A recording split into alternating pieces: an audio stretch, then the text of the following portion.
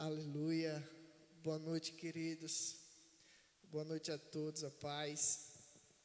É um prazer, uma honra estar aqui mais uma vez, agora nesse momento especial, nesse momento ímpar aqui, com esses dois homens, varões valorosos. E nós hoje vamos conversar bastante. E a princípio, antes de tudo, eu queria que você se você puder compartilhar essa live aí, eu queria que você já começasse a fazer isso. Eu queria que você colocasse o link lá dessa live, lá nos grupos de WhatsApp que você participa. Se você puder compartilhar no Facebook, no feed, nos grupos lá do Facebook, fique à vontade. Porque a nossa intenção é justamente essa, fazer com que esse tema seja abordado. E talvez tudo que vai ser dito aqui é justamente a explicação para dúvidas de várias pessoas, que talvez você seja essa ponte. Amém? E é uma honra, como eu disse, estarmos aqui com o pastor Fabiano, com o pastor Marco Eliseu. E antes de tudo, eu vou pedir para o pastor Marco estar fazendo uma oração para a gente estar assim começando esse momento. Amém? Aleluia. Te louvamos, Deus, por esta noite, te agradecemos, Senhor, por este momento que temos, ó Deus, de poder, ó Pai, refletir na Tua palavra, de aprender no Teu templo.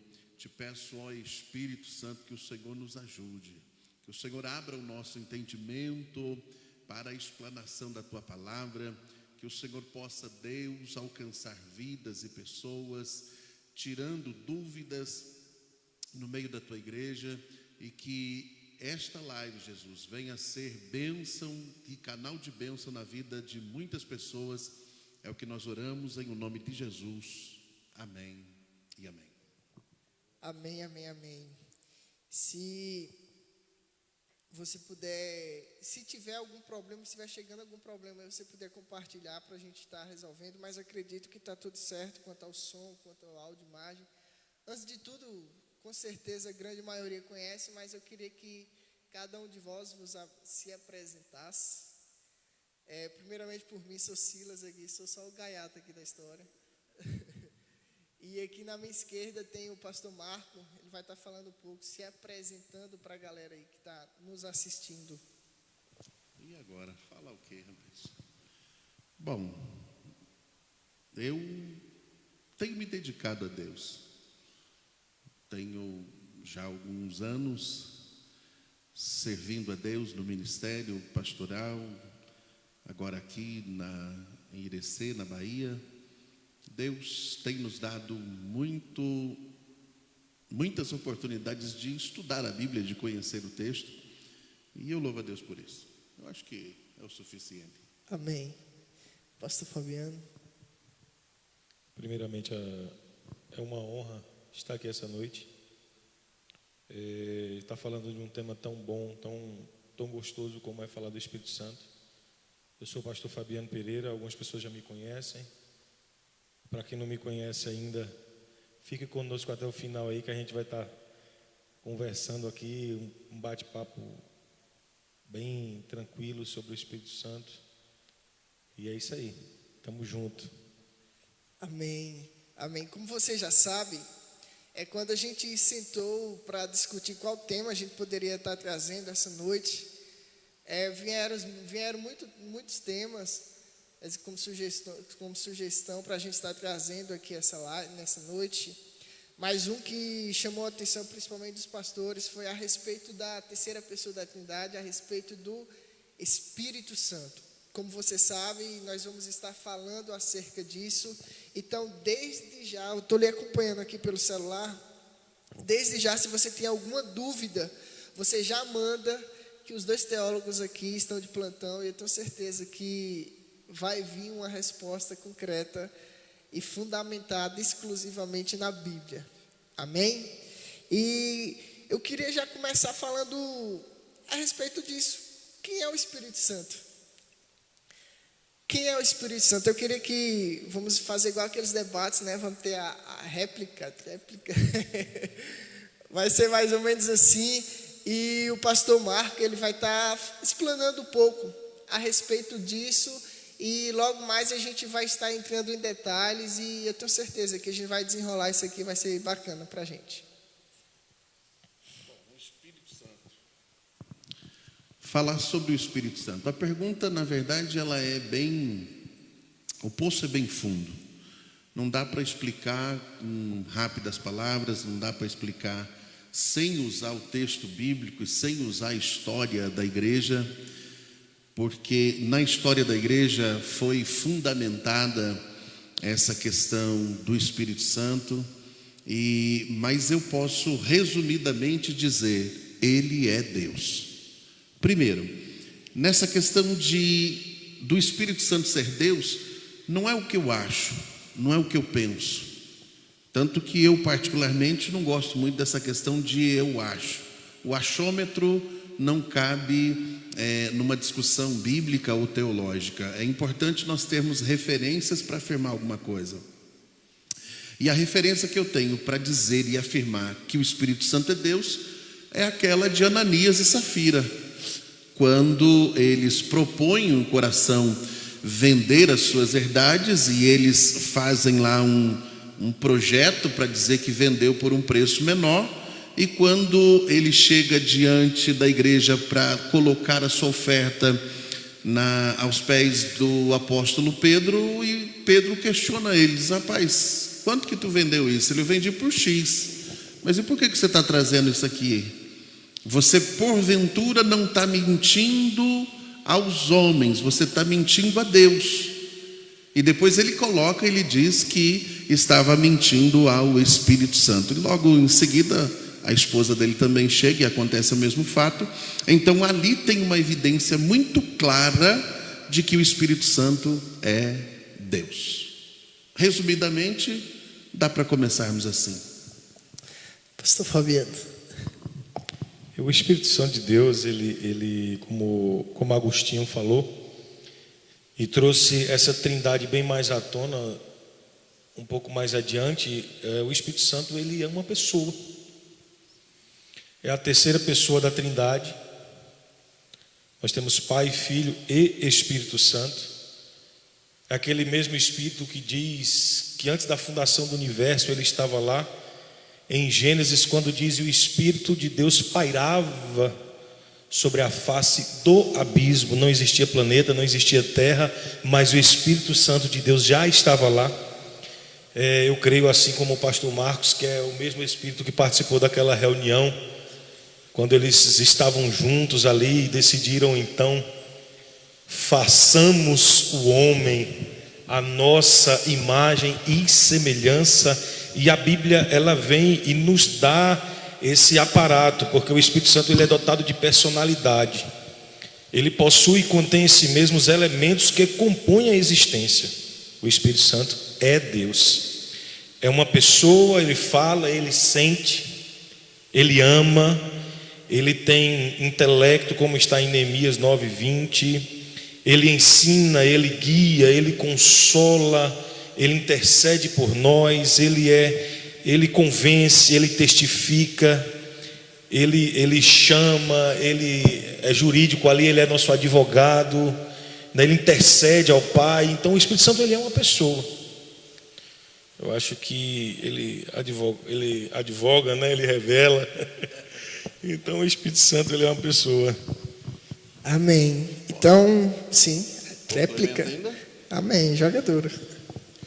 Nessa questão ainda do Espírito Santo, é importante abordarmos o seguinte: existem pessoas e estudiosos que são contrários à questão da Trindade. Não acreditam de forma nenhuma. Existem os unitários que só acreditam em Jesus, não acreditam na questão do Pai e do Espírito Santo, e sim como atuações distintas de Jesus. Mas é importante abordarmos essa questão da Trindade justamente com base na história da igreja. Por quê? Se nós pegarmos lá no comecinho da igreja, 300 e pouco, se levanta no cenário um cidadão por nome Ário. E esse camarada, ele começa a questionar a divindade de Jesus. Aí Constantino, que era um novo convertido, ele se levanta para refutar esse negócio. Diz: não, peraí, Jesus é Deus. Jesus é Deus, e ficou nesse impasse. Então Constantino, imperador que tinha autoridade na época, ele reúne os teólogos da época, os doutores, aqueles que eram especialistas no assunto Bíblia. E ele faz então um concílio, que é conhecido como Concílio de Nicéia. Nesse concílio é abordado justamente a divindade de Jesus. E eles debatem sobre, dentro da questão das Escrituras, sobre a divindade de Jesus, e o resultado do concílio é: Jesus é Deus. Mas eles não trataram da questão do Espírito Santo. 50 anos depois, um pastor macedônio com um alexandrino se juntam e começam a divulgar agora que o Espírito Santo não é Deus, que o Espírito Santo é um servo, é um ministro, é a força ativa de Deus. E a gente vê isso nos nossos dias. Aí então surgiu um outro concílio, o Concílio de Constantinópolis, Constantinopla, em 381, isso mesmo, 381, deixa eu ver nos meus scripts, aleluia. E ali foi tratado justamente sobre a questão do Espírito Santo. E é ali que surge a questão da Trindade. Porque ali, dentro de um concílio que a história da igreja traz, tratando sobre a questão da divindade de Jesus, da divindade do Espírito Santo e da divindade de Deus. Então, a questão da Trindade, ela vem baseadas em concílios devidamente registrados, devidamente estabelecido pelos doutores da Bíblia nesta época, e traz para nós hoje essa informação aí que evita qualquer tipo de debate. Joia. A gente já tem a nossa primeira pergunta aqui, e essa primeira pergunta, ela pega o gancho justamente do primeiro exemplo que o senhor falou, de Ananias e Safira. Aqui Josiel, conhecidinho, nosso brother, amigo, ele pergunta: o que é blasfêmia? O que é blasfêmia contra o Espírito Santo? Pode? Blasfêmia? Blasfêmia é simples. Por exemplo, não dá para blasfemar quem não conhece Deus. Só blasfêmia quem conhece. Por quê?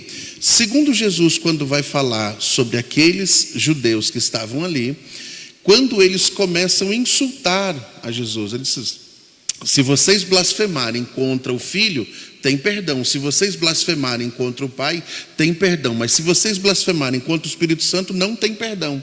Então nós temos diversos textos na Bíblia que falam justamente sobre o pecado imperdoável. O pecado imperdoável é a blasfêmia. Logo vem, o que é a blasfêmia? A blasfêmia é eu atribuir um feito de Deus para o diabo. Deus realiza algo e eu pego aquilo e digo que aquilo não foi Deus, que aquilo foi o diabo. Só caracteriza blasfêmia quem consegue discernir. Por exemplo, se eu não conheço a Deus, não sei nada, eu sou um homem natural segundo a Bíblia, não conheço essas questões de manifestação do Espírito Santo, como falar em língua estranha, essas coisas que acontecem nas igrejas neopentecostais. Eu vejo muitas pessoas que ridicularizam isso, mas ridicularizam sem entendimento. Então isso não é blasfêmia, isso é uma afronta, mas não é blasfêmia. Para blasfemar, para alguém chegar a blasfemar, precisa apostatar. Eita Jesus! O que é um apóstata? É aquele que comeu, é aquele que experimentou, é aquele que esteve, é aquele que falou em outras línguas, aquele que ministrou, recebeu o dom de Deus e rejeitou ele. Então, quando ele rejeita aquilo, aí ele começa a atribuir aquelas coisas ao diabo, aí ele blasfema. Aí então o Espírito Santo não retorna, porque em Hebreus está escrito que se acontecer isso, é impossível que ele retorna. Então, bem simples, o que é blasfêmia? Atribuir algo que Deus fez ao diabo. Joia. Pastor Fabiano. acrescentar alguma coisa? Correto. É perfeita a colocação do pastor Marco Eliseu. Até mesmo quando se tratava daquela cura que eles vieram e disseram, todos os fariseus conheciam a Deus e conheciam e serviam na lei. E quando Jesus começou espalhando as curas por toda a Judéia, por ali, ele vinha curando em nome de Deus, eles levantaram e disseram que Jesus curava em nome de Beelzebu, ou Beelzebub, que é o deus das moscas, ou o inferno mesmo, algo muito terrível. Então ali aqueles fariseus, eles naquele momento ali levantaram blasfêmia contra o Espírito Santo, que nós vamos ver lá na frente que Jesus já havia recebido esse Espírito Santo no momento do batismo, que desceu sobre ele em forma de pomba, que a gente vai ver lá mais na frente. Não vamos adiantar o processo, né? Que você já abriu as perguntas aí. Então é isso aí, a gente já está com 15 minutos de live e já metemos teologia no meio aqui já, ué. Já veio concílios, já veio blasfêmia, então eu acredito que vai vir muito mais coisas. Então fica por aí, compartilha, já compartilha, quero frisar para você compartilhar. Nós já temos aqui algumas pessoas com a gente, várias pessoas, eu vou até começar a falar. Tem a irmã Zezinha, tem a irmã Deise, Gláucia, tem Mila, minha esposa linda, pastora Márcia, Dinei, tem uma galera boa aqui já. Então vai continuando compartilhando, que a gente quer chegar ao máximo de pessoas, amém? E agora outro subtema, vamos dizer assim, é a respeito do Espírito Santo. Como que era a atuação do Espírito Santo no Antigo Testamento? Queria que o pastor Marco começasse. Ele vai dar uma abordada, uma geralzona a respeito da atuação do Espírito Santo no Antigo Testamento. A questão da atuação do Espírito Santo no Antigo Testamento é bem simples. Eu preciso usar o Novo para explicar isso. Jesus, quando estava no término do seu ministério, ele diz: é necessário que eu vá, que eu suba, porque se eu não subir, o Paracleto não vem. Paracleto, aquele que é igual, não vai descer. Então sempre eu questionei essa questão, por que ele ir e o outro descer? E Jesus sempre frisou uma coisa, quando ele diz assim: olha, vocês farão obras maiores do que a minha. Eu também questionava isso, pastor. Eu disse: mas como é que eu vou fazer uma obra maior do que a de Jesus? É impossível. Tanto que ele chega ao ponto de dizer assim: não dá para o servo ser maior do que o seu senhor. Pode ser igual, mas não maior. Então, quando ele fala que farão obras maiores, ele está justamente falando sobre essa manifestação do Espírito. Porque ele diz: eu vou, agora vocês vão pedir ao Pai diante de mim. Então, nós vamos juntar para fazer. Aí essa questão do Antigo Testamento, a gente vê o seguinte: o Espírito Santo não habitava na terra, ele ficava no céu. Quando tinha que fazer alguma coisa, ele descia, mas no geral no céu. Então ele manifestava de uma forma esporádica, de uma forma, por exemplo, quando tinha que fazer alguma coisa, alguém precisava atuar ou falar. Tanto que Jesus, quando vai manifestar a questão de uma nova dispensação, ele diz o seguinte: a lei e os profetas ficaram até João Batista. Então, quando ele fala do término de João Batista, ele está falando justamente da atuação do Espírito Santo nesse período. Tanto que eu vivo dizendo hoje: se você ouvir uma voz externa, não é Deus. Samuel ouviu. Agora, nos dias de hoje, no tempo hoje, o Espírito Santo não fala, Deus não fala de uma forma externa, porque Ele está dentro de nós. Então, no Antigo Testamento, Ele não habitava dentro de ninguém. Ele vinha, ficava, fazia o que tinha que fazer e depois... Ele visitava as pessoas. Visitava as pessoas. Exato. Talvez seja a palavra mais... Joia. Já temos algumas perguntas aqui, mas antes das perguntas, O pastor Fabiano vai também dar o ponto de vista a respeito dessa pergunta. Eu vou falar um pouco assim como é que ele atuava nas pessoas nesse período. Como o pastor Marco Eliseu brilhantemente falou aí, o Espírito Santo nesse período do Antigo Testamento ou do Pentateuco, todas as vezes que tinha que acontecer algo e que Deus designava algo, ele enviava o Santo Espírito para trazer aquela capacitação sobre aquela pessoa para que pudesse ser feito. E eu vou bem lá atrás, eu não me recordo, pastor, e peço até ajuda aqui a Silas também, que é universitário, acerca de Irão Abiur, eu acho que era esse o nome, não, Irão Abi, que confeccionou os itens do templo.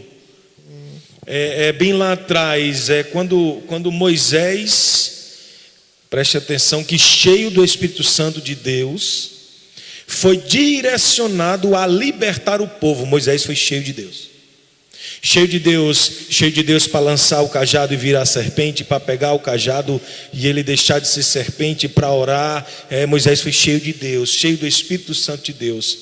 E quando eu falo assim de Irão Abir, ou de Irão Abiú, não me recordo muito certo o nome, me perdoem, mas Deus vem e traz para ele todas as formas de trabalhar com ouro para a construção do templo, para trabalhar com a madeira na construção do templo, e aquele homem, ele simplesmente ouve e faz. De onde surgiu aquilo? De onde surgiu aquela sabedoria? De onde veio aquilo? Aquilo ali é do Espírito Santo de Deus que capacitou ele naquele momento, naquela construção que haveria de ser. Como Moisés ali naquele momento libertador do povo, ele foi cheio do Espírito Santo de Deus. Como aqui nós podemos citar também 1 Samuel 19:24, que o texto fala que se falavas em outras línguas, aqui está falando que Saul profetizou, e esse profetizou no texto está falando dele falar em outras línguas. Quando Samuel trouxe ele, ali também em 1 Samuel no capítulo 10, no verso 10, fala que Saul orou em línguas por todo o caminho e profetizou. Nós temos também uma outra passagem em 1 Samuel, capítulo 16, verso 13, que diz que Samuel apanhou um chifre cheio de azeite e ungiu Davi na presença dos seus irmãos. E então Davi foi cheio do Espírito Santo de Deus. Então Davi naquele momento foi ungido, foi consagrado por Deus. E nós poderíamos aqui falar de muitas pessoas, de Jefté, que foi levantado por Deus e cheio do Espírito Santo, de Sansão, quando guardava o seu segredo com as suas tranças, que era cheio do Espírito Santo de Deus e tinha aquela força desproporcional, sobre-humana.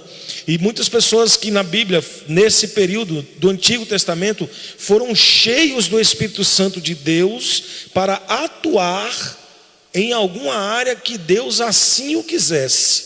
Então era dessa forma que o Espírito Santo de Deus atuava nas pessoas no Antigo Testamento. Joia, muito bom mesmo. Esses dois é o cara que eu mais admiro na Bíblia. Fugiu o nome dele agora, eu estou aqui pesquisando. Que ele recebe de Deus a capacitação para fazer os utensílios em prata e em ouro. E ele não recebe só para fazer, ele é capacitado para ensinar. Eu vou descobrir, até o final a gente descobre o nome dele. Amém. Olha, tá vendo? Aqui, conversa aqui paralela. Zinho tem uma pergunta aqui. Essas perguntas de Zinho é muito teólogas. Para pergunta, eu queria também entender melhor sobre a cláusula filioque. Zinho, o pastor Marco disse que vai preparar e vai te mandar no privado essa pergunta. Não pode muito. Mas Paulinha, ela perguntou algo aqui e ela até se encaixa, essa pergunta de Paulinha, no nosso próximo tema.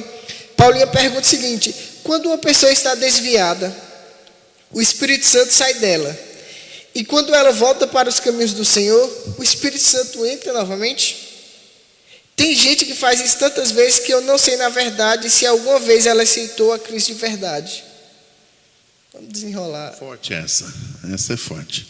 Essa daí, Paulinha, você pegou pesado, irmão, viu? Deus te abençoe. Mas vamos lá. João capítulo 3, verso 3, está escrito assim, que é necessário nascer de novo para ver o reino de Deus. Então, é um grupo de pessoas ver o reino de Deus. Só o contexto, Jesus estava conversando com Nicodemos e ele fala: não se maravilheis do que eu vos digo, necessário é nascer de novo. E no verso 5, porque no verso 4 Nicodemos diz: eu sou velho, não tem como eu voltar lá e nascer de novo. Então no verso 5 Jesus diz: aquele que nascer da água e do Espírito entra no reino. Então nós vemos na igreja dois grupos de pessoas: pessoas que veem o reino e pessoas que entram no reino. É a questão do joio e a questão do trigo. Se a gente pega um outro texto que diz lá: e conhecereis a verdade e ela vos libertará. Depois o próprio Jesus afirma que ele é a verdade. Então, existem pessoas que passam um período dentro da igreja. Eles nasceram de novo e enxergam o reino. O que é enxergar o reino? Sabe o que é jejum, sabe o que é oração, sabe sobre as obrigações cristãs, mas eles não vivem isso. Eles vivem uma liturgia, uma filosofia, mas isso ainda não entrou no ser. Não houve uma conversão. A conversão é quando eu estou indo para um lugar e eu retorno. Então, quando eu conheço a Jesus, eu passo por esse processo de conversão. Acontece que algumas pessoas, quando se afastam, Jesus deixou bem claro isso, o mais valente sai, os valentes voltam. Agora, o retorno deles dá um processo inverso: o mais valente entra, tira todos os valentes e adorna a casa novamente. Então, essa questão de alguém sair, entrar, é preciso nem questionar se o Espírito Santo está ou não. Por quê? Existe uma outra regra. Jesus disse: não julga ninguém, mas pelo fruto se conhece a árvore. Então, se alguém não consegue permanecer, é porque não teve um nascimento genuíno. Se não teve um nascimento genuíno, então o Espírito Santo, que é o mais valente, pode ser que nunca tenha entrado na casa. Eita Deus. E agora, pastor? É possível ou não é possível?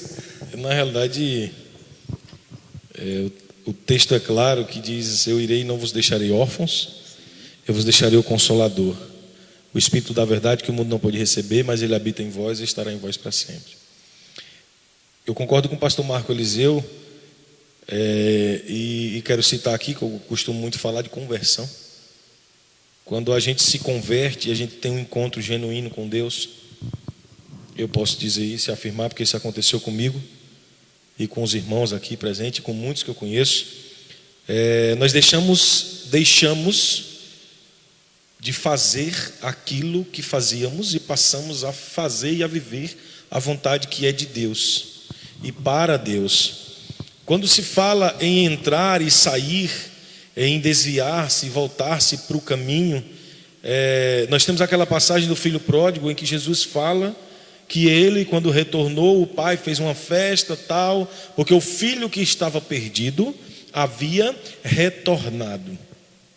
Mas de se falar que o Espírito Santo deixou de estar nessa pessoa e voltou a estar nessa pessoa, eu concordo com o pastor Marco Eliseu, que eu acredito que essa pessoa nunca foi queimada pelo Espírito Santo. E quando eu falo queimado pelo Espírito, eu me refiro a batismo com o Espírito Santo no literal. Eu me refiro a receber esses dons espirituais e para vir em seguida, com o passar dos anos, o gerado fruto do Espírito, que nós vamos falar mais lá na frente. Então, assim, eu acredito que ele nunca recebeu. Eu acredito que ele nunca recebeu desse poder para que se gerasse nele esse queimar de uma nova vida. Pode ser um simpatizante da fé. Aí. Talvez essa palavra, a pessoa que ela é frequentante do culto, ela gosta, e ali no momento ela levanta a mão e vem, e ela tem o desejo de estar ali, mas ela ainda não teve um encontro genuíno com Deus para deixar os maus costumes. Eu acho que essa é a... Então, de fato, acho que, não sei se isso acho que eu entendi mais ou menos assim, que uma pessoa que de fato experimentou o Espírito Santo, ele em nenhum momento vai conseguir sair da presença dele. Dificilmente. Deixa eu citar agora essa questão, uma experiência pessoal, não é válido, para mim é válido, mas eu não coloco como regra de fé. Conheci, na verdade, sou de família cristã de berço, mamãe e papai eram cristãos, e vivi um período pelo fato de ter desfeito o casamento do meu pai e de minha mãe. Mamãe desviou da igreja, meu pai também. Fui para o orfanato, passei um período no orfanato, depois retornei. Passei dos 15 aos 17 nessa questão. Vou na igreja, volto. Vou na igreja quando eu estou muito com vontade de morrer, mas quando alivia eu saía da igreja. Então, eu particularmente posso dizer que emoção. A igreja, por exemplo, eu tinha... Revelações de uma sexta-feira à noite. Reverendo pastor Marco Eliseu, olha aí, ó. Entre os 15 e os 17, pé na igreja, pé no mundo. Queima Jeová. Crente Raimundo. O que era interessante na época que era o seguinte: eu tinha muita dificuldade de dormir, pastor. E o lugar que eu dormia era na igreja. Eu ia na igreja, cara, os hinos eram tão lindos que eu dormia mesmo. E meu pai vivia, e aí acorda? Eu disse, não, cara, que eu tenho paz. Deixa eu dormir, que aqui eu tenho paz. Então, mas o Espírito Santo talvez estava ali trabalhando na minha vida, mas eu não posso dizer que ele entrou e saiu. Porque eu entrei na igreja nesse período muitas vezes. E muitas vezes, e aí fica a dica para alguém, eu quis fazer com a minha própria força. Disse, não, eu vou parar, eu vou mudar. E eu consegui uma semana, 15 dias, um mês, mas depois não conseguia de novo. Agora, quando eu tive um encontro com Deus, quando eu entreguei minha vida a Cristo, aí mudou, não teve outra experiência. Foi aquela única. E até hoje. E quanto mais passa o tempo, eu vivo dizendo, conhecer Jesus e não se apaixonar por Ele, não é conhecê-lo. Não, é verdade. Então, tem muita pergunta aqui, se a gente for responder, vamos dar continuidade, aí no decorrer a gente vai encaixando elas. A gente falou, vocês falaram, a respeito da atuação no Antigo Testamento. Sim. Como se dá essa atuação agora no Novo Testamento? Pastor Fabiano, pode começar, ou Pastor Marco? Pode ser, pastor, eu pego o sobe, vai lá.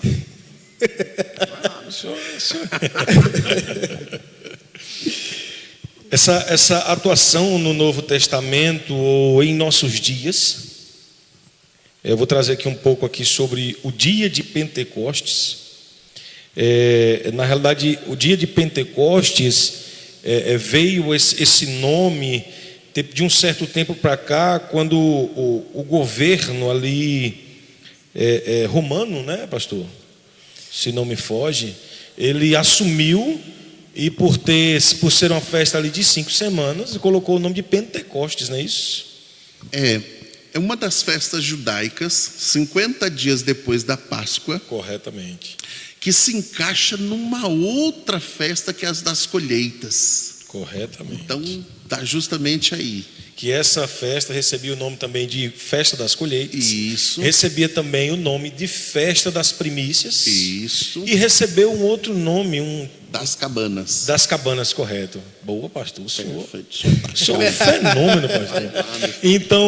Então, nesse período, a festa de Pentecostes, que recebeu o nome de Pentecostes, só nesse período romano anterior, ela teve outros nomes, mas a festa era a mesma. Sim. Então, acontecia essa festa de Pentecostes, quando que em Atos 2, sim, estavam 120 cristãos ali reunidos, orando, jejuando, já há 7 dias, quando desceu do céu línguas repartidas como de fogo, e cada uma sobre cada um dos que estavam ali. E eles puderam então naquele momento ser cheios do Espírito Santo de Deus de uma maneira diferente.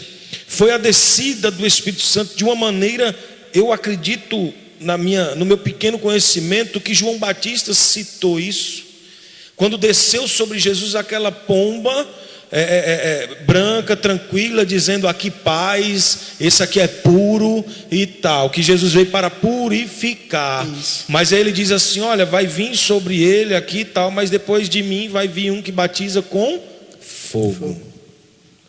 E esse batismo com fogo, ele está dizendo que iria ser depois dele. Quem veio depois dele foi Jesus.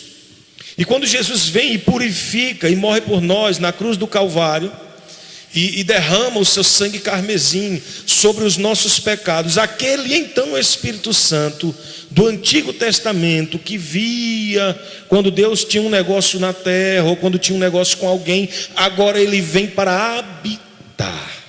E quando diz que ele vem em forma de fogo, quando ele vem em forma de fogo sobre a vida das pessoas, ele vem agora de uma maneira para trazer transformação.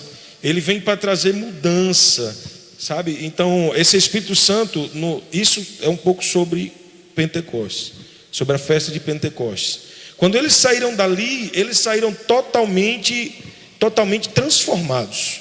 Essa foi a descida do Espírito Santo, dessa maneira, né? A pomba, pureza, e o fogo, purificação sobre a igreja. E que estava nascendo ali também a igreja de Cristo. E que aquela descida do Espírito Santo ia trazer sobre a igreja revestimento, que era algo que a igreja ia precisar para o que iria vir pela frente.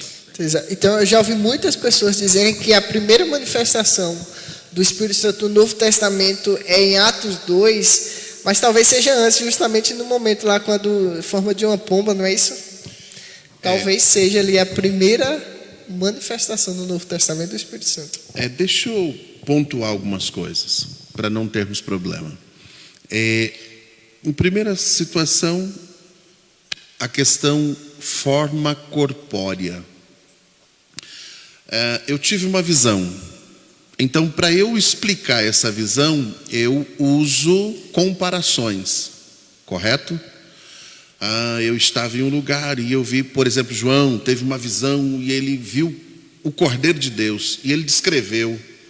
O cabelo era branco como a lã branca, os olhos, ele começou a comparar aquela visão com aquilo que alguém conseguia entender. Nós vemos isso dentro da questão teológica, linguagem humana para uma mensagem divina. Então é importante nós deixarmos pontuado que o Espírito Santo não é uma pomba. E eu já vi alguém bater firme nisso. Quem defende é o Espiritismo. O Espiritismo defende que é uma pomba. Tanto que tem até um símbolozinho lá e tal. Então, dentro dessa questão, eu quero pegar um gancho aqui na colocação do pastor Fabiano. Nesse dia de Pentecoste, várias coisas aconteceram ali. O texto diz que eles foram repartidas línguas como de fogo. Nós podemos ver aqui que essas línguas, elas eram espirituais e humanas, porque se dermos sequência no texto, tinha lá, se não me foge a memória, porque eu estou ficando velho, 17 nações na cidade de Jerusalém. E o texto diz que eles estavam tão cheios de Deus que o cenáculo onde eles estavam foi pequeno. Eles desceram. O cenáculo nada mais era do que um sobrado, um salão em cima, que era na casa de João Marcos, filho de Maria. Eles estavam ali escondidos, com medo de serem presos também, mortos também. E depois que eles receberam o Espírito Santo, eles saíram de lá de dentro. O texto diz, línguas repartidas como de fogo. Como disse o pastor, fogo, purificação. Eles foram purificados dos seus pecados. Aí o texto, se você pegar, e tu colocou aqui uma questão da primeira atuação do Espírito Santo na igreja, se observar, a primeira atuação dele na igreja estabelecida foi depois que Jesus ressuscitou, que Jesus assopra sobre eles, dizendo, receba o Espírito. A mesma coisa que Deus fez com Adão, quando criou criou o corpo, assoprou sobre ele. Se pegarmos significados de palavra, assopro no hebraico ruach, no grego pneuma, ambos significa vazio, oco ou vento. Então, por isso assopro, e eles receberam o Espírito Santo. Depois, no Pentecoste, eles receberam o revestimento do Espírito Santo, que aí entra numa autoridade para eles fazerem um monte de situação. Então eles foram batizados no Espírito Santo, receberam autoridades para deixar de se esconder e se aparecer, e foram cheios. Ser cheio do Espírito Santo, nós vamos ver aí mais à frente, é um negócio totalmente diferente do dom. Tanto que eu vivo dizendo, quer saber se o camarada é cheio ou não? Deixa eu te dar uma dica, pisa no dedão dele. Se ele disser, ô glória, está cheio. Mas se o camarada ficar bravo e falar um monte de besteira, está cheio não. Amém. Amém, amém, amém. Quando o pastor Marco fala de vento, esse mesmo vento foi citado lá em Pentecostes, em Atos 2, quando diz que um vento impetuoso Sim. invadiu toda a casa. E esse vento soprou línguas como de fogo e tal. Então, você vê que o mesmo vento que estava lá, né, em Gênesis, é o mesmo que Jesus soprou e o mesmo que entrou em Atos. Então, só... É mistério. Deixa eu dar uma... Hoje nós somos chamados de pentecostais, tudo bem? Existem os pentecostais, os tradicionais, os neopentecostais e os desviados mesmo. Mas os desviados deixa para lá. Os pentecostais, onde surgiu isso? Pentecostais, na verdade, é um vulgo, vou colocar assim, que hoje é para alguém aí até um status, mas ele surgiu no Brasil, lá no começo da história. Quando Daniel Berg e Gunnar Wingre vieram, os suecos que vieram fazer missões no Brasil, eles tinham sido ou recebido o avivamento lá na Rua Azusa, e eles falavam em língua estranha, eles acreditavam na manifestação do Espírito Santo. E quando eles vieram para cá, eles eram batistas, e eles vieram para a Igreja Batista, e enquanto eles falavam, não falavam o português, então o fato deles falarem língua estranha, ninguém entendia nada. Deve estar falando aí sueco, porque era a língua deles, ou inglês, e quando eles foram aprendendo, então eles começaram a diferenciar essa questão do idioma e a questão do falar em língua estranha. Tanto que a irmã recebe o batismo e tal, tem todo aquele avivamento, e ele é expulso da igreja. Então eles são expulsos junto com aqueles que acreditavam na manifestação do Espírito. Ele não abre uma outra igreja, eles se reúnem em casas. Volta ao começo novamente. Aí aquelas pessoas que ficaram na igreja começaram a xingar eles de os pentecostais.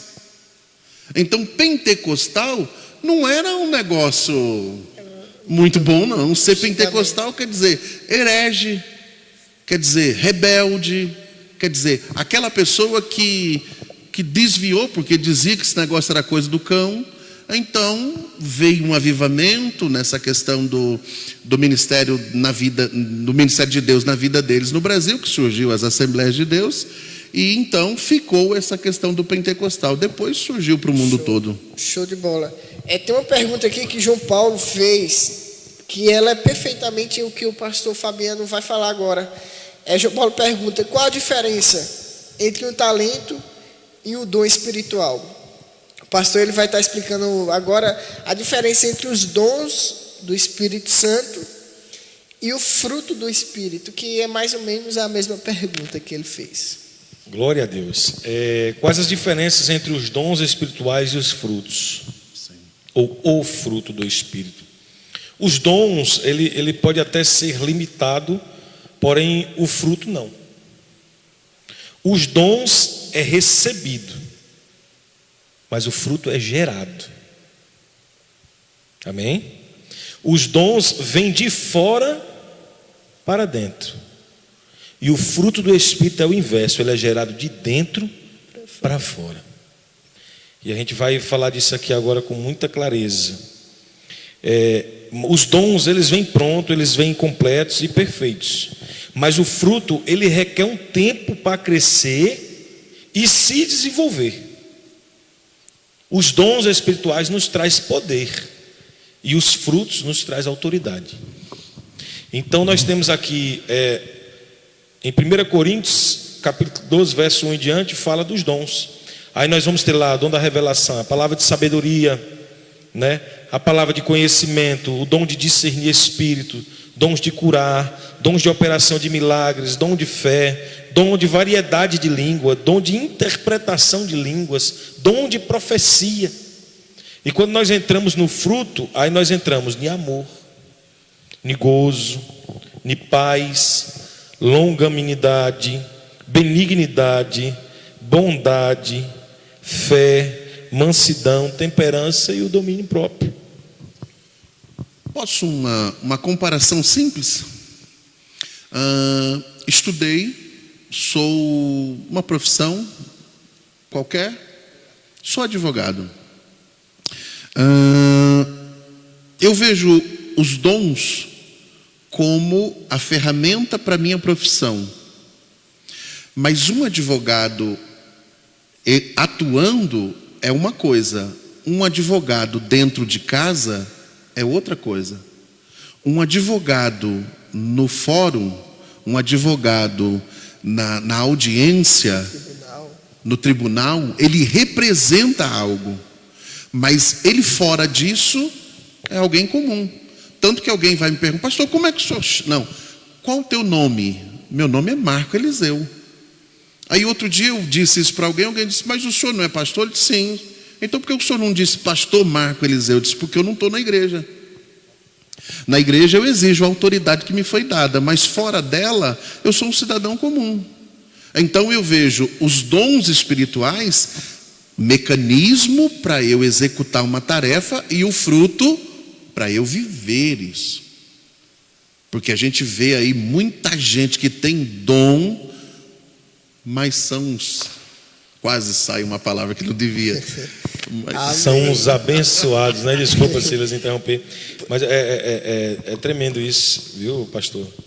E quando fala do fruto, que ele demora a ser gerado, é justamente isso. O fruto, ele vem desse amor, domínio próprio, tal, e ele vem também... Até uma irmã perguntou aqui: ser batizado com o Espírito Santo é quando nós falamos em língua ou quando nós mudamos o caráter, né?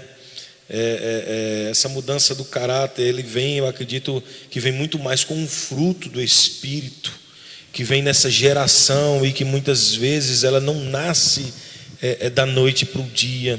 O fruto do Espírito, ele é gerado, esse domínio próprio, essa temperança, esse amor, essa paz, essa longanimidade. Eu acho que o caráter se encaixa tranquilamente aqui. Sim. E isso é fruto do Espírito, são os frutos que são gerados no Espírito através da palavra de Deus e dessa comunhão muito forte. Amém, amém. Eu tenho comigo, só para reforçar o que o pastor colocou, que os dons vêm prontos. Se eu tenho o dom da cura, é pronto, irmão. Eu não tenho que exercitar, eu não tenho que estudar, eu não tenho que... Não, é pronto.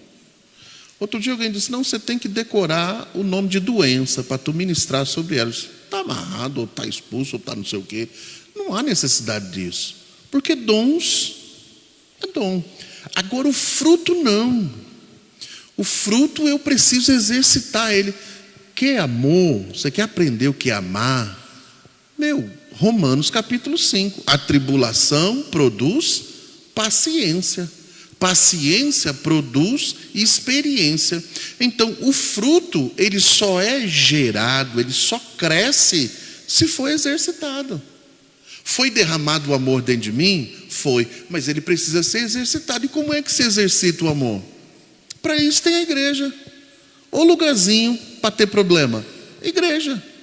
Porque alguém pensa de um jeito, outro pensa de outro, aí junta todo mundo. Eu mesmo, outro dia, eu vi um cenário da igreja, um porco espinho, deu um friozão lá, e todo mundo saiu correndo. entraram dentro de uma caverna lá, e agora começou a entrar outro, um espinhava o outro, mas era melhor ficar lá dentro recebendo espinhada do que sair e morrer. Então eu vejo que essa questão do exercício do amor, justamente por isso que precisamos estar na igreja, porque a gente aprende a amar. Outros, domínio próprio, como é que eu vou exercitar o domínio próprio? É quando me vem a oportunidade de... Exato. Então eu vejo que o fruto, ele é exercitado. Exato. E só pegando um gancho aqui, vocês estão falando sobre os dons, sobre os frutos. Existe algum castigo, não sei se essa é a palavra correta, alguma pena, porque tem o dom e enterra esse dom? Sim. Um dom, por exemplo, vamos imaginar que Deus me deu o dom da cura. Aí eu vou lá e enterro, não exercito, não pratico esse dom. Existe alguma pena, alguma coisa que venha sobre mim? É uma visão teológica muito interessante, reverendo Silas. Eu vou lhe responder com outra pergunta. Sim. Meu pai gostava de fazer isso, o já falecido meu pai. Nós temos uma parábola na Bíblia que fala dos 10 talentos. Sim. Em que o Senhor distribuiu talentos. A um deu 5, ao outro deu 2, ao outro deu 1.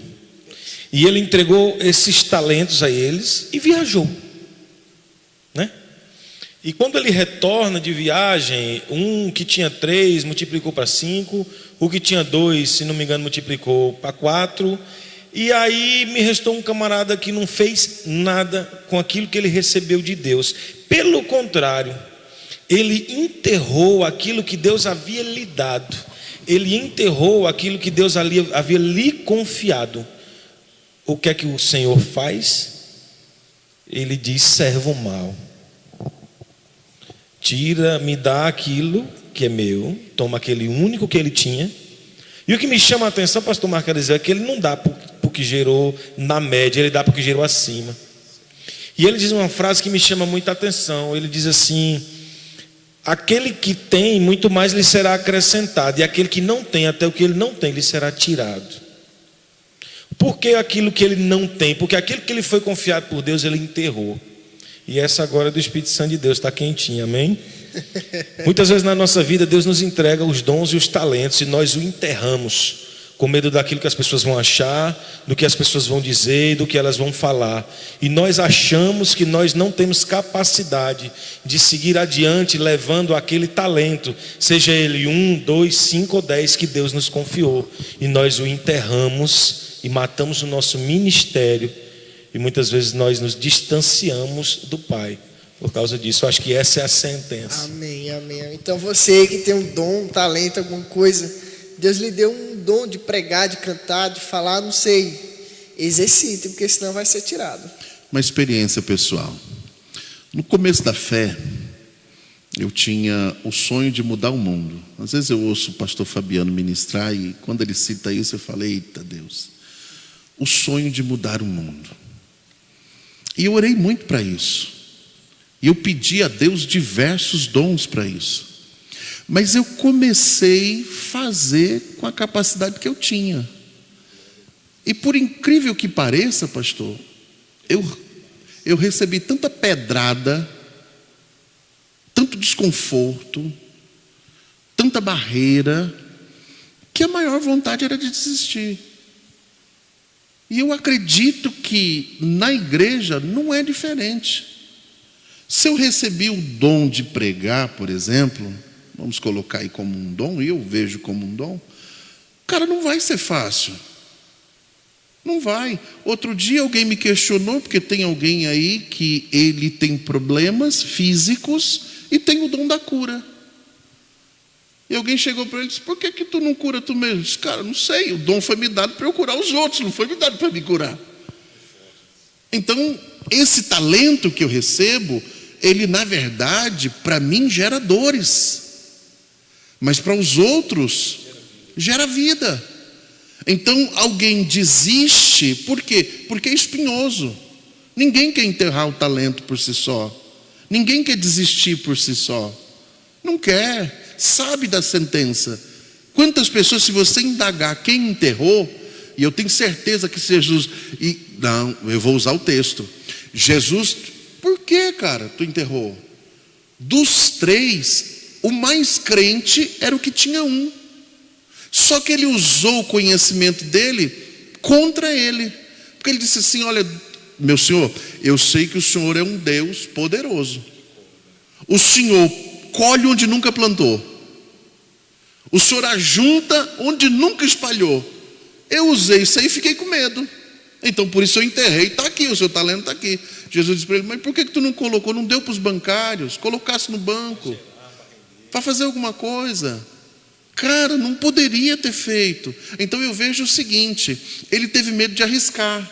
O que ganhou 5, todos nós sabemos que todo negócio a gente se frustra. Eu lembro quando eu disse: rapaz, eu vou cantar, fico olhando. E eu ensaiei, pastor. Ai, Jesus. Ensaiei, cara. Eu tenho a maior vontade. Você fez isso? Fiz. Ministério de Louvor. Vocês que estão me ouvindo, vocês estão vendo que o pastor Marco cantou. Eu quero uma oportunidade, viu? Vai ser em breve, em nome de Jesus. Pastor Gerson no ministério dele. Cantei. Mas o camarada que era meu líder na época, talvez ele ouça isso, e tudo bem, eu que fui o frouxo, na verdade. Mas ele desdenhou tanto, cara, que eu nunca mais peguei no microfone. Nunca mais. Disse: meu Deus, cantar não canto nunca mais. Travou. Tanto que hoje, se alguém falar cante, eu disse, o povo vai embora. O povo vai embora. Então eu vejo assim: Deus deu um dom para alguém recebeu pedrada, alguém até tentou, não foi feliz, não deu, não perseverou, enterrou. E essa diferença, pastor Marco, acho que o senhor já até tocou nesse assunto, a diferença entre os dons espirituais e os ministérios. Bom, dons espirituais, na verdade, a finalidade são praticamente a mesma: aperfeiçoar os santos e edificar a igreja. Só que o que a gente vê hoje é uma coisa meio estranha. Por exemplo, eu tenho o dom da cura, mas eu não fui chamado para pastorear. Então por que eu sou pastor? Eu vejo pessoas que não têm uma chamada ministerial, não recebeu um dom ministerial. Se eu pegar lá Efésios capítulo 4, você vai ver que ele diz: a uns deu para apóstolos, profetas, pastores, doutores.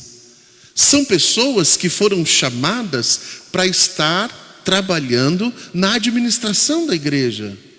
Agora, se eu tenho o dom de cura, o dom de profecia, o dom de variedade de línguas, interpretação de línguas, isso é para auxiliar o ministério pastoral. Eu não posso trocar. Às vezes eu vejo pessoas que têm uma chamada, um dom ministerial, querendo exercer uma função que não é dele. Então, se a gente pegar a Bíblia, a gente vai ver principalmente lá em 1 Coríntios capítulo 12, onde Paulo vai tratar sobre os dons espirituais. E se eu pego o verso 28, lá para o finalzinho, você vai ver que ele começa a colocar em ordem. Primeiro o apóstolo. Aí nós temos uma briga também, porque antes de surgir essas questões da comunidade aí do G12, M12 e tal, não tinha. Era difícil você ouvir um apóstolo. Hoje tem apóstola, hoje tem um monte de coisas que parece que banalizou a situação. Mas é um dom ministerial? É. E qual é a função de um apóstolo? Um apóstolo é aquele que ensina pastores. Um apóstolo é aquele que orienta líderes. Este é o ministério apostólico. Tem os de profeta? Tem. Mas o dom ministerial de profeta não é o mesmo do dom espiritual de profecia. O dom de profeta é aquele camarada, e às vezes eu vejo o pastor Fabiano nessa pegada, que ele pega um texto bíblico e ministra uma palavra profética, sem dizer assim diz o Senhor, sem ser pessoalmente. Mas ele ministra algo do coração de Deus à igreja, eu deixo bem claro aqui para quem quer pregar, quem quer exercer essa função, cara, não é falar a Bíblia, é o que a Bíblia quer dizer. É a questão do Logos, é a Bíblia, o rema, que está dentro do Logos, isso está dentro da palavra, o texto está dizendo isso e Deus quer transmitir aquilo. O ministério de profeta faz isso. Então, a questão da diferença dos dons ministeriais é para cuidar da igreja na questão de governo, na questão de administração, na questão de linha de frente. É aqueles que vão estar na linha de frente. E depois vem aqueles outros que vão estar ali auxiliando ele. Amém, amém, amém. Vamos abrir para algumas perguntas aqui. A Normaci Oliveira, ela faz uma pergunta bem interessante, que eu percebo que ela é bastante rotineira e comum no meio da igreja. Todo cristão é necessário ser batizado com o Espírito Santo? Posso? Diga. Vai lá, eu pego rabeira. É uma visão teológica, né? É uma visão teológica. Eu acredito que sim. Que todo cristão deve e tem que almejar ser batizado com o Espírito Santo. Porque quando nós vamos no nosso manual de vida cristã, que nós vemos todo o protocolo do Antigo Testamento, que o Espírito Santo vinha para resolver, para fazer as tarefas, e depois ele veio sobre Jesus, e Jesus então assim soprou sobre nós. Eu tenho muito que o Espírito Santo de Deus, ele é a cereja do bolo, para mim, sabe, tem ali um bolo todo bonito, confeitado, mas aquela cereja, ela faz toda a diferença na decoração do bolo. Então assim, eu acredito muito que, eu vou expor algo aqui, que muito tem me incomodado no passar dos anos. Quando eu me converti, ou quando Jesus me aceitou, porque eu era ruim demais, eu acho que foi Jesus que me aceitou, não foi eu que aceitei Jesus, né? Eu acho que Jesus foi que olhou assim e disse, não, mas deixa eu entrar. Aí ele foi, bicho, eu entrei, eu saí pulando de alegria que ele me aceitou, e eu já tinha aceitado ele, eu só estava na porta ali. Quando eu vi, a primeira pessoa que eu vi orando em línguas, mas me deu um arrepio, sabe, até nesse espelhinho que tem aqui no dedo, até de trás da orelha, mas eu fiquei, sabe gato quando vê Rottweiler? Eu fiquei todo arrepiado. Eu olhei e falei, eu quero para mim. Eu não disse eu quero para mim o que a irmã tinha ou o que o irmão tinha, mas eu desejei do fundo do meu coração ser batizado com o Espírito Santo. E eu passei 40 dias jejuando, subindo o monte, descendo o monte, e os irmãos oravam e profetizavam, e eu, quando era muita coisa, era só uns arrepios. E eu fiquei extremamente apaixonado pelo Espírito Santo, sabe? E eu fui em busca dos dons, e até no dia que Deus me batizou, eu persegui isso, eu quis isso para a minha vida. Porque eu acredito fielmente que quem recebeu, aí também vai um pouco da resposta para a irmã, e quem foi batizado com o Espírito Santo, e quem é cheio do Espírito Santo, vai receber as ferramentas para suportar aquilo que vai vir por diante. Aquilo que vai vir na sua batalha, na sua luta. Se você não tiver esses dons, esses frutos do Espírito brotando em você, e o Espírito Santo como um consolador, aleluia, como um amigo para estar te amparando, te ajudando, muito dificilmente você vai suportar o peso da caminhada, porque o Espírito Santo é que traz isso para as nossas vidas. Então, quando agora vem o meu anseio nos dias de hoje. As pessoas pararam de perseguir isso. As pessoas hoje perseguem quem tem isso. E isso é o que me incomoda. É eu saber que Silas é cheio do Espírito Santo, e Silas tem um dom de revelação. 7 horas da manhã na casa de Silas, ninguém dorme mais. Os irmãos estão lá fazendo alguma coisa, liga para Silas. Vai fazer alguma coisa, Silas. Não, peraí, gente. É gratuito. É de Deus. Mas as pessoas hoje, reverendo pastor Marco Eliseu, pouquíssimas pessoas despertam pelos dons do Espírito para ir buscar esses dons, para ir atrás desses dons, e que nem sempre é carimbado com a oração de línguas. Algumas denominações só creem que a pessoa é batizada com o Espírito Santo se ela ora em línguas. Já estou respondendo aqui outra pergunta que eu vi. E para mim, eu não sei quanto ao pastor Marco Eliseu, mas eu discordo. Eu conheço pessoas que não têm o dom de línguas, mas que têm um dom de visão. Tem um dom ali que Deus deu de revelação, que tem uma palavra de sabedoria, que tem uma palavra de ciência, mas que não ora em línguas, que é um dom. Que eu acho que um dom que vem para você no pacote ou não. Eu conheço pessoas que têm um dom de cura, mas que não têm o dom de discernir espíritos, né? Que tem o dom da profecia, mas não tem o dom de revelar as línguas estranhas. Então eu acho que Deus, na sua multiforme graça, Ele entrega para nós, é como se fosse uma peça de um quebra-cabeça que se unisse dentro de uma nave chamada igreja. Então, são membros, né? Bom, eu não posso? Vai lá, jogador. Na verdade,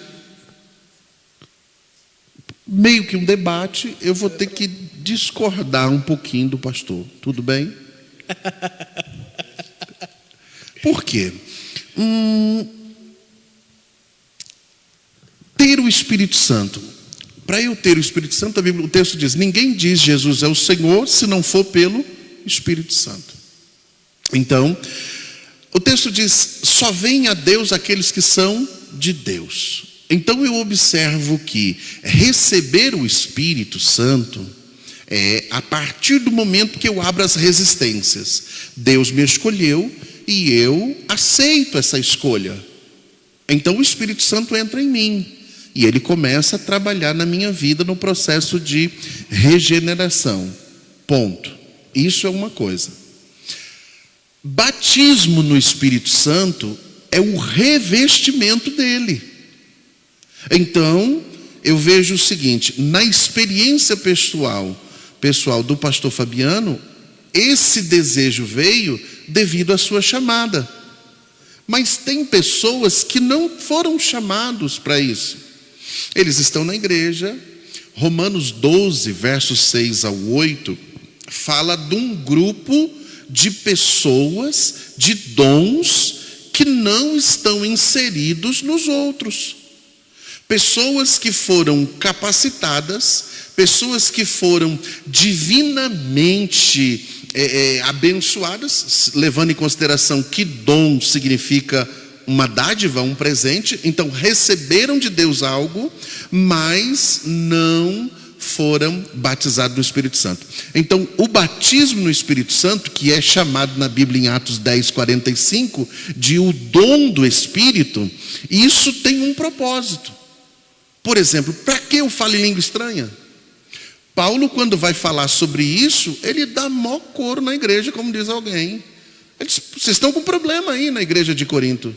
Vocês estão fazendo para os seus bel prazer, para tentar disputar quem é melhor que o outro. Então, por favor, quando vão falar em língua estranha, falem para si mesmo. Porque o falar em outras línguas, você não tem o entendimento dela. Por que não tem entendimento dela? Porque é o meu espírito conversando com Deus. Aí no capítulo 13, Paulo vai falar sobre amor e diz: ainda que eu falasse a língua dos anjos. Alguém pega o 13 e insere no 12, dizendo que língua estranha é língua de anjo. Levando em consideração que o diabo, os demônios, são anjos caídos, se fosse língua de anjos, eles compreenderiam. Mas no capítulo 12, o próprio Paulo diz: quem fala em língua estranha fala diretamente a Deus.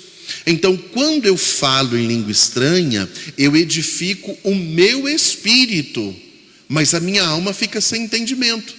Quando eu ouço a palavra, eu alimento o meu espírito, mas a minha alma, ela é remodelada. Ela é direcionada para as coisas de Deus.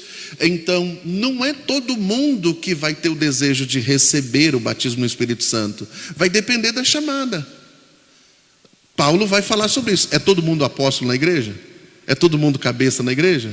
É todo mundo um... Não, tem a ovelha e tem o pastor. Se eu pego, por exemplo, e eu vi isso na prática, eu pastoreei uma igreja que tinha um determinado irmão, que eu também tenho que vigiar, senão se chegar nele, dá problema esses negócios, e ele não fazia nada. Bora orar, irmão? Conta comigo não, pastor.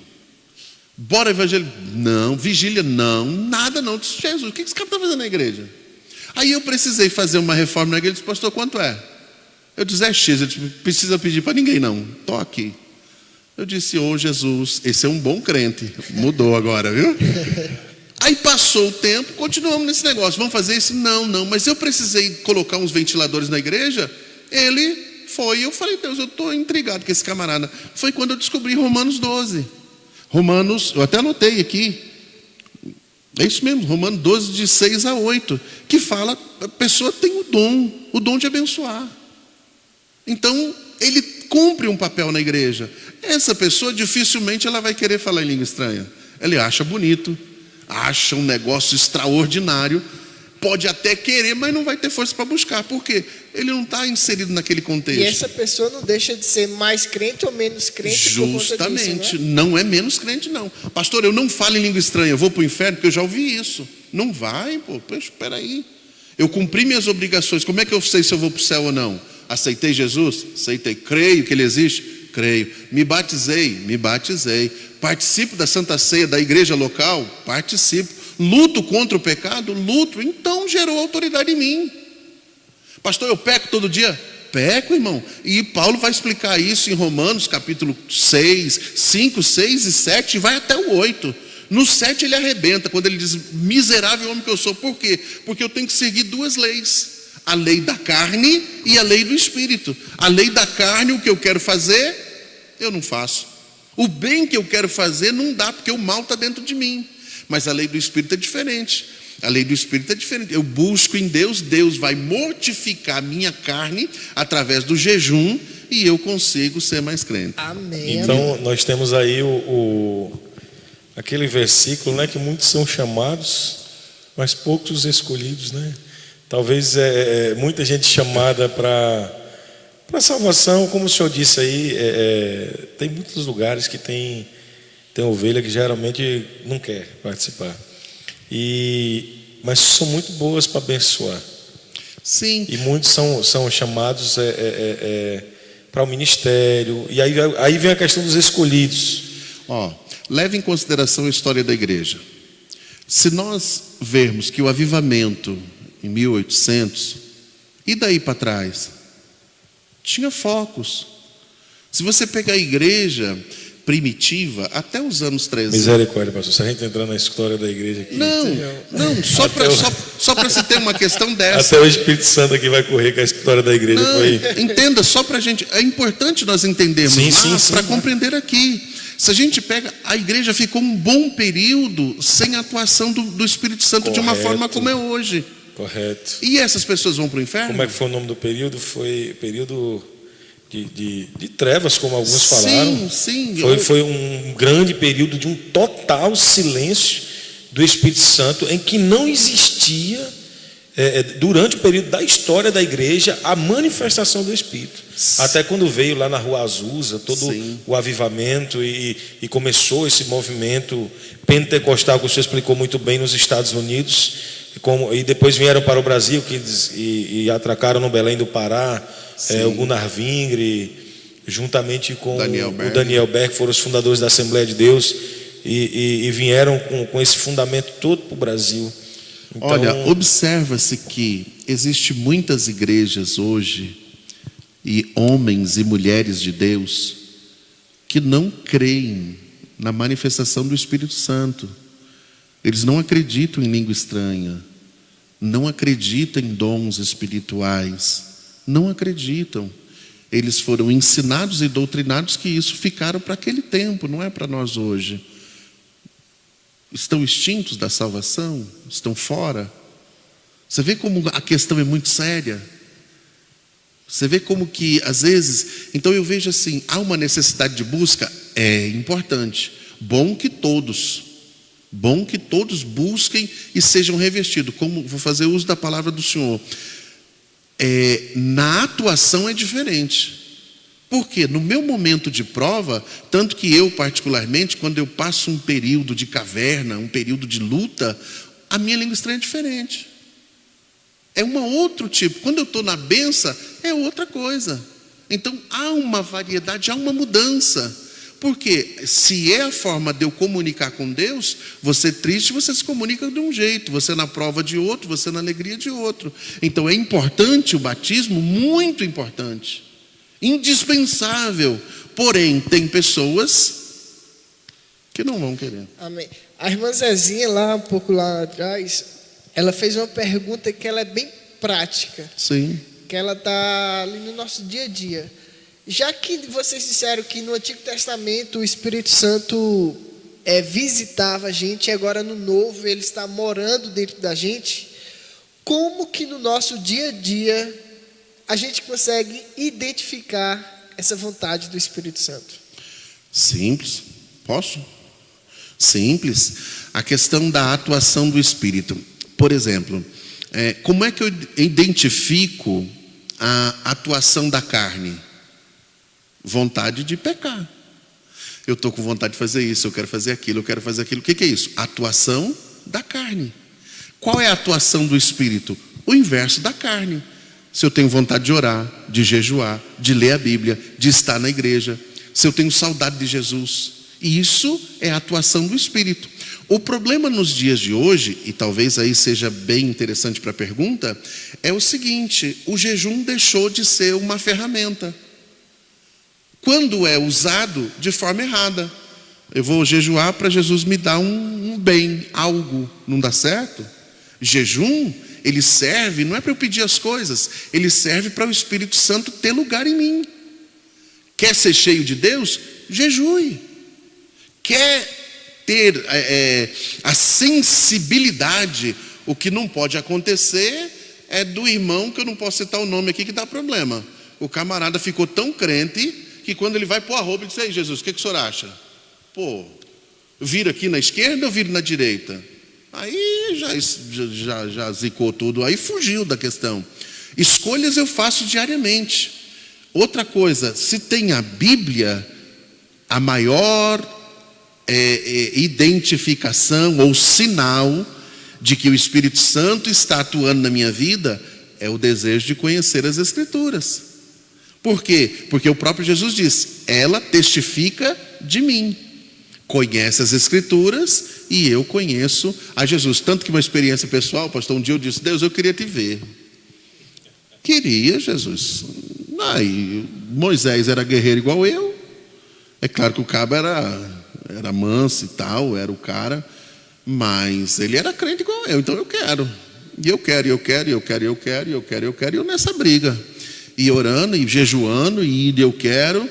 Aí um dia o Espírito Santo me visitou e disse: "Quer me ver mesmo?" "Quero." Eu disse: "Lê a Bíblia." Eu disse: "Como assim?" A forma de Deus se manifestou aos homens através de Cristo.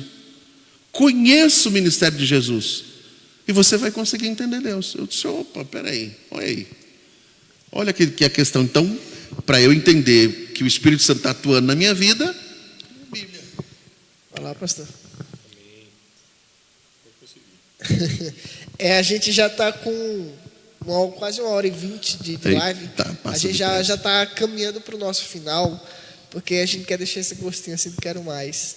Provavelmente, não sei, pode ter parte 2 dessa live, não sei, quem sabe.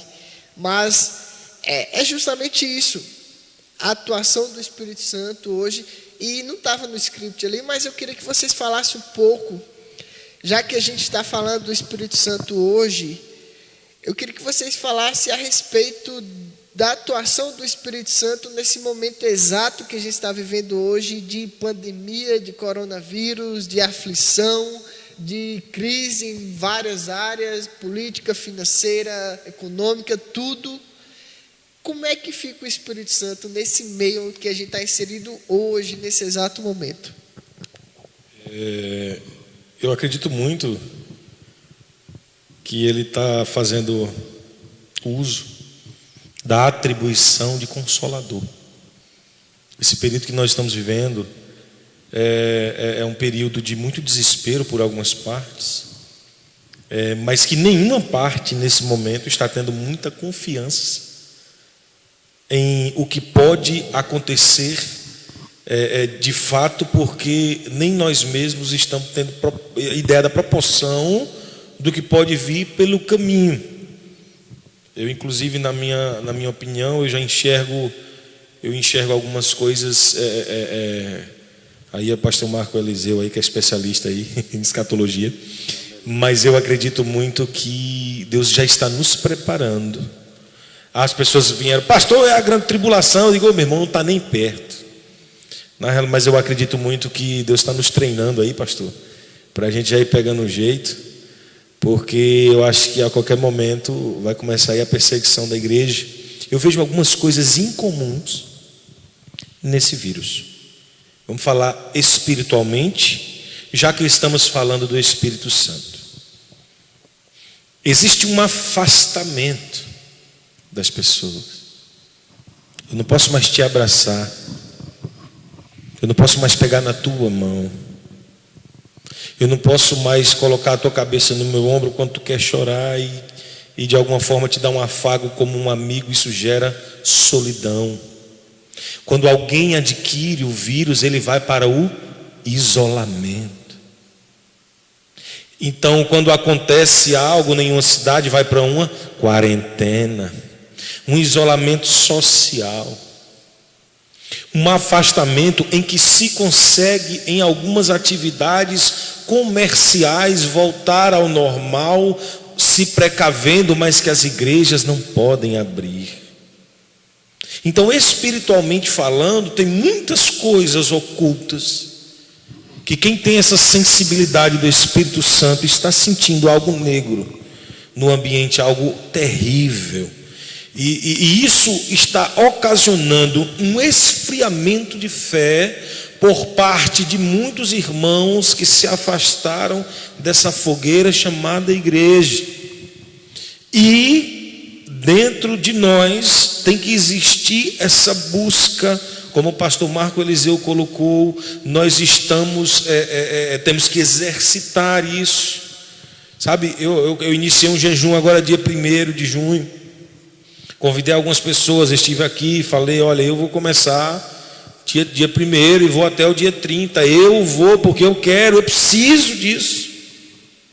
Não é porque eu sou melhor do que você. Pelo contrário, eu preciso disso para a minha vida. Sabe? Porque o fogo arderá continuamente no altar e não se apagará. E essa igreja sou eu. Essa igreja é você. Esse templo do Espírito Santo somos nós. Então, esse vírus, hoje, a maneira que ele está atuando é uma maneira destrutiva dentro das igrejas. Nós temos pastores hoje que estão passando e padecendo necessidades extremas. E irmãos que estão se desviando e estão apostatando da fé. Estão se esquecendo do fundamento que é a palavra de Deus. E eu digo mais. Eu acredito muito nesse consolador desse tempo. Sabe, nós tivemos a pastora que faleceu, a Fabiana Anastácia, se não me engano. Mulher de Deus, uma mulher de Deus tremenda. E como vai ficar na cabeça daquele homem agora, do esposo e da igreja que dirigia e de tantos fiéis? São percas que estão vindo no meio da batalha. E nós não podemos de forma nenhuma baixar essa guarda. O vírus existe? Existe. Ele mata? Mata. É terrível. Mas eu particularmente, eu tenho procurado guardar a minha fé, que é um dom. Eu tenho procurado manter essa chama acesa no meu coração. Como pastor, eu sei que ovelhas vão precisar de um discurso a qualquer momento. Então esse Espírito Santo está agindo em mim, como eu sei que está agindo no Senhor, como eu sei que está agindo em você, para que nós continuemos nesse período de pandemia, nesse período catastrófico, trazendo essa palavra de vida. Você que me escuta em casa, que está ouvindo essa palavra, não pare, de forma nenhuma, continue andando, faça jejum, oração e busque ao Espírito Santo de Deus, que Ele vai trazer para nós sabedoria nesse tempo.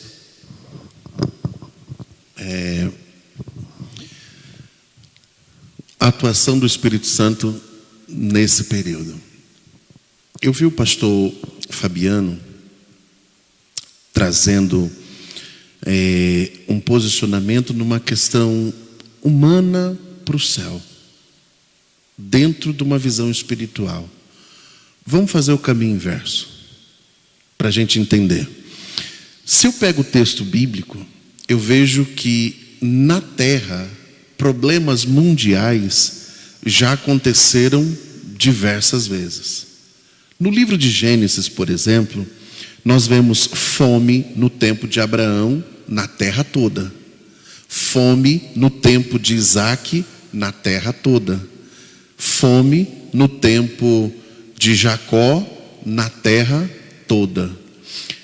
Aí então eu olho para o texto, e eu queria fazer uso dele, de 2 Crônicas, capítulo 7, verso de número 13. Estou precisando de óculos. Antes, ele diz lá, ó, se eu cerrar os céus e não houver chuva, e se eu ordenar aos gafanhotos que consumem a terra, ou enviar pestes sobre o meu povo, aqui é Deus dizendo. Aí ele diz, se o meu povo, então, esse cenário mundial para Deus não é novidade. Esse cenário mundial para as pessoas gera um desconforto, uma preocupação, uma tristeza, até porque mexe com tudo. Mexe com a economia, mexe com as finanças, mexe com os sentimentos. O Senhor se posicionou de uma forma que eu falei, poxa, precisa. Isolamento, mexe com a alma, mexe com a estima. Eu pude observar que se der um azar, uma sorte, de eu pegar esse negócio, eu vou ser leproso, alguém vai querer me bater. Alguém vai achar que eu sou culpado por isso. Não é isso que a gente vê? Alguém sendo criticado porque pegou. Então é uma situação como se ele quisesse, justamente. Então, num cenário, aí eu vejo Deus olhando para essa situação. E eu posso dizer que isso aqui é uma dispensação, é um tempo. É um tempo aonde passaremos, gemendo ou não, até porque Eclesiastes capítulo 3 diz que para todo tempo tem um propósito, e para todo propósito tem um tempo certo. Não tem esse negócio de mais, de menos. Se é para passar 40 dias, será 40, não vai ser 41. A questão é, Deus tem o domínio de tudo. Agora, eu preciso colocar minha confiança nele. Aí é a diferença.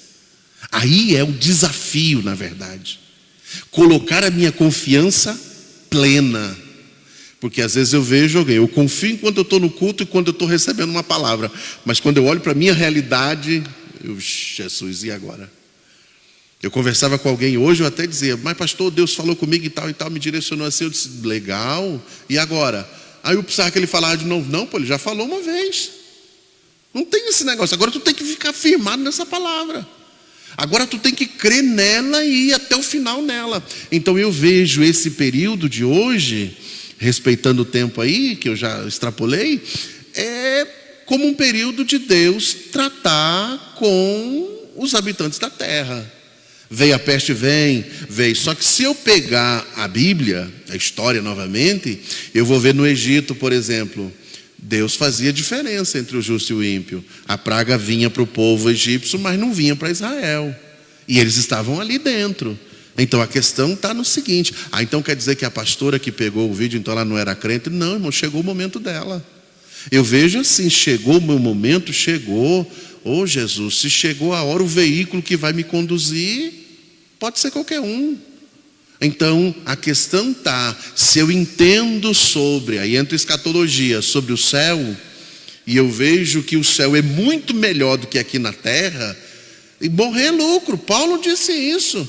Viver é ganho, mas morrer para mim é melhor. Por quê? Porque eu vou estar com o meu Senhor. Se eu estou com a minha vida no altar, você está com a sua vida no altar, não tem por que temer. Amém. Amém? Amém. Eita Jesus. Então é isso, galera. A gente já está chegando ao fim dessa nossa live. Acredito que até então foi muito esclarecedora com certeza dá muito bem a parte 2 aí, com esses dois teólogos aqui. E faltou algumas coisas que principalmente eles tinham programado e tal, mas o nosso tempo já acabou. Eu queria só que eles fizerem, cada um, na sua oportunidade, fizerem suas considerações finais, para a gente estar encerrando assim esse momento, e que vocês fossem agora bem direto com o pessoal que está lá na casa deles assistindo, dar conselhos, não sei, deixa Deus usar vocês aí. Deixa o Espírito Santo usar. Amém, glória a Deus. Eu creio muito na atuação do poder de Deus e creio muito no Espírito Santo de Deus. Eu creio na palavra de Deus, eu creio no fundamento da palavra, no fundamento do Evangelho. E o que eu quero deixar para você que está em casa, que nos assiste, é que se segure, porque todo o vento de pandemia e de tudo que está passando, isso é só um tempo, é só um período, e isso vai passar. E eu creio muito que nós vamos sair disso melhores, nós vamos sair disso de uma maneira mais forte, mais vigoroso no Espírito Santo de Deus e na palavra, e dando valor a coisas que realmente precisam ter valor.